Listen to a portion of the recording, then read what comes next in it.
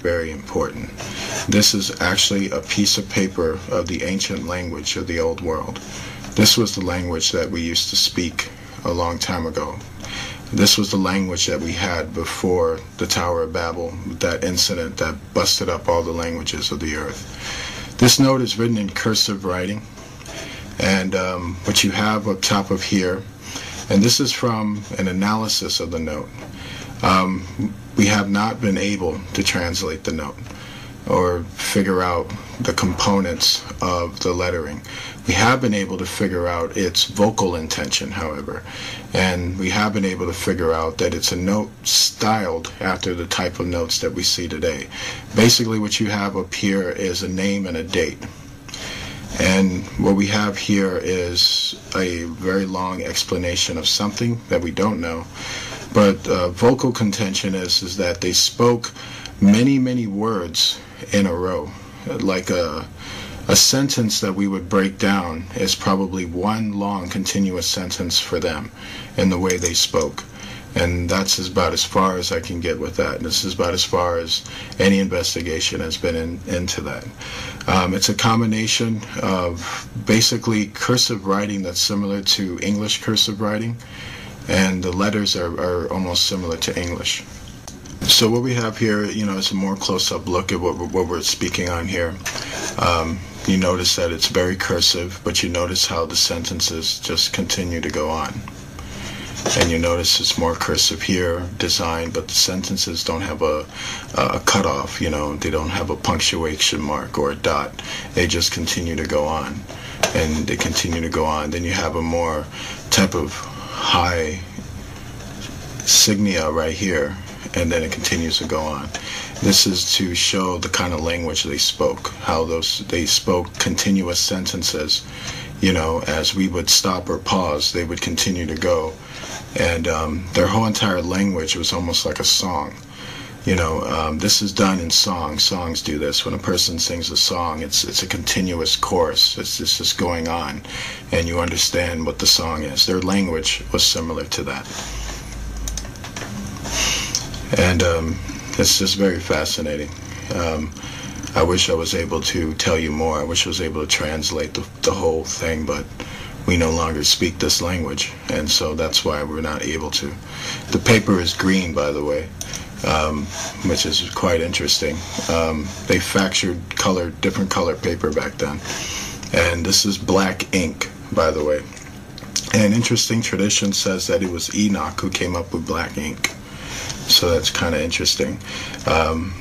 There would be people tell you they didn't have black ink back then.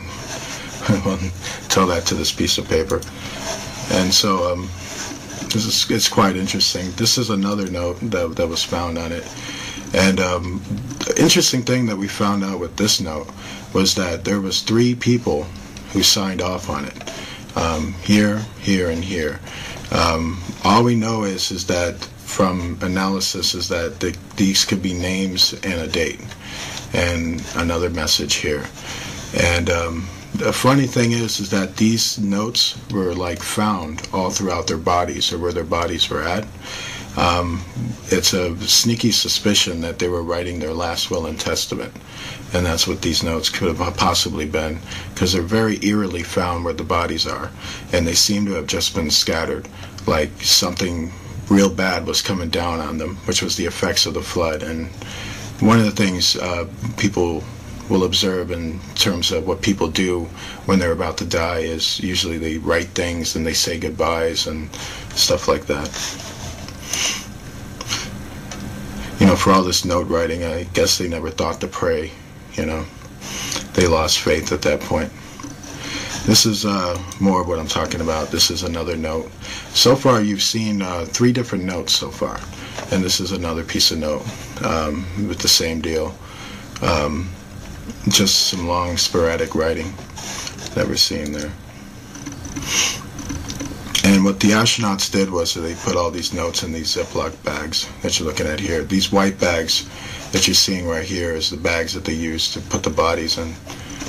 And basically they're just sorting out the notes and filming it for NASA's viewing pleasure, basically.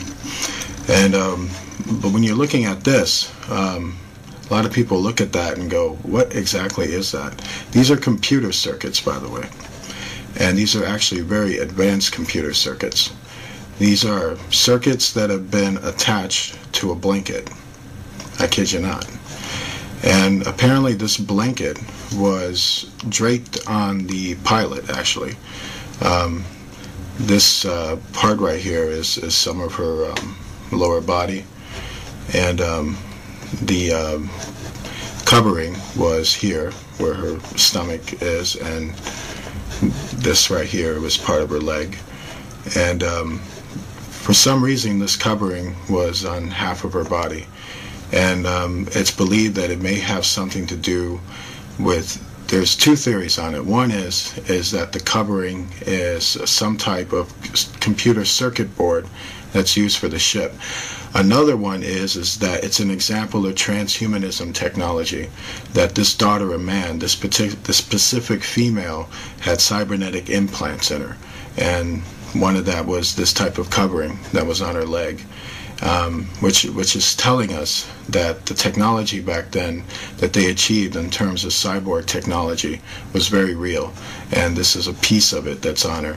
And much of the transhumanism doctrine that's coming out with the connection to what happened in Noah's time very much supports transhumanism rather than it being a device that's part of a piloting function.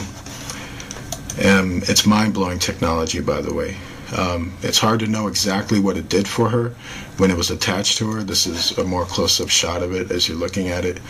It's hard to know what it exactly did for her. There's a lot of theories. It could have increased strength or speed. It could have done a lot of different functions like that. And those are usually the main functions, is to increase the strength of a human being by using cybernetic parts. And that's what all of this stuff is, basically. This is a more close-up shot of it. And it's mind-blowing. It's unlike any circuits that you've ever seen or known. These are circuits that are far more advanced than what you would ever have known.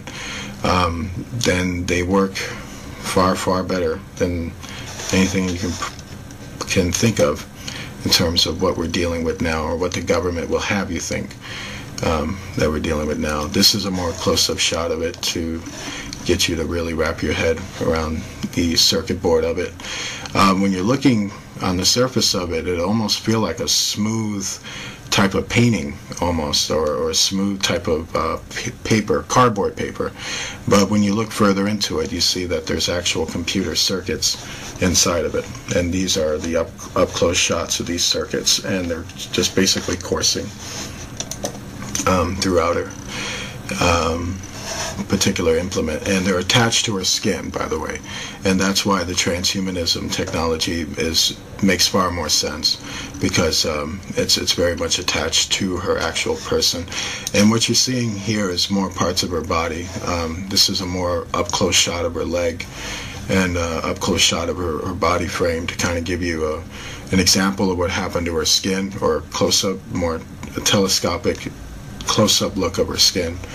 And basically you can see how it's, it seems like instead of decaying, it's chipping. And so that's fascinating. The skin is very hard, and it looks like it's the type of skin that really would take a lot to even cut it. And so it's very strong skin. It's not, you can see how far humans have degenerated. We literally decay. We don't chip away. But back then they chipped away before they actually decayed. And fascinating. And what you're seeing here is her co-pilot, and the co-pilot's head was severed. And so what you're looking at here is the severed head that they found, and it was right next to her. This co-pilot didn't have the implements attached to her, and where she was found, actually, she was found a few, from what I understand, about 15 to 16 inches away from the pilot, and her head was found about 16 inches away, with her other body parts being found in pieces. One thing you got to understand, the astronauts' impression of it when they came onto the site of it, the Apollo 20 crew, was that they felt that a violent incident took place at this time, because the body parts were in pieces, which hence that they were hacking at each other toward the end of it. The pilot seems to have been preserved for two reasons. She may have been the captain, and having privileged knowledge, she may have tried to get away while this was happening, and but basically wasn't able to escape. The meteorites that blew open onto the moon caused a freezing on the moon, that basically if anybody who didn't get taken out by the blast was going to get taken out by the freezing effect. She seemed to have survived the blasting effect, but got caught in the freezing effect, which happened pretty much simultaneously right after the blast. And that's as far as it's known. And what will eerily shock you is that a lot of old world technology that's found all have traces of a violent disturbance that had taken place on it, from having laser holes blasted into them, from bodies being found in pieces and being found in suspicious ways, showing that they were in a state of panic and violence at the time that the flood effects were taking place. And so much of that is, you got to really wrap your head around that these people were living in a very violent society. This is an after shot of when they removed all the tubes off her face. Right now, they basically got her on Apollo 20, and so this shot right here was basically to show you the after shot of when they had it all removed. They had a female doctor who was with them as an astronaut, and she was the one who removed the tubings off her face. And key things to note is that when they removed the tubes off her face, they said that this ooze, this type of eerie ooze, was oozing out of her eyes and out of her nose. They believe that that might have been part of the cartilage of her brain and the flesh of her eye. That at the time when she died of the freezing effect, it affected the circuits, and that would have fried the inside of her organs in her brain and her optical eyeball. And so that was the oozing stuff that came out. And that's why they don't open up her eye, because there's nothing in there, basically. But we get a very good look at what she looked like. And we can see she was a very beautiful woman when she was alive. She has very voluptuous lips and all that stuff. She's gorgeous. A friend of mine kidded me and said that it looked like Angelina Jolie. But I disagree with that. She looks better than Angelina Jolie.